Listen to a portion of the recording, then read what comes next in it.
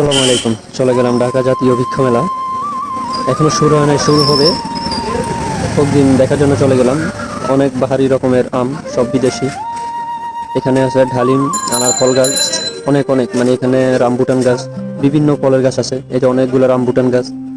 অনেক অনেক মানুষ দূর দূরান্ত থেকে আসতে আসে দেখার জন্য, অনেকজনে কিনে নিয়ে যাচ্ছে। এইটা হচ্ছে করমচা গাছ, করমচা ফল।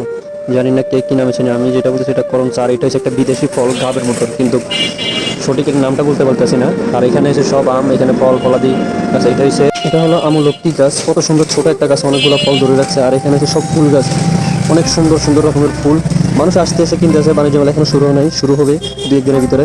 সবাই আসবেন, ঢাকা আগারগাঁও এসে ঘুরে যাবেন। খুবই সুন্দর করছে ওনারা এই বাণিজ্য মেলাটা। আর এখানে হচ্ছে ছোট কলবের আমলা গাছ। এটা হচ্ছে ছোট ছোট জাতি এটা। এভাবে আমরা দেখি ছাদ বাগানের জন্য বিশাল বড় বাণিজ্য মেলাটা। এখানে অনেক ধরনের স্টল আছে, বিদেশি দেশি অনেক ধরনের স্টল আছে। এখানে অনেক কিছু পাওয়া যায়।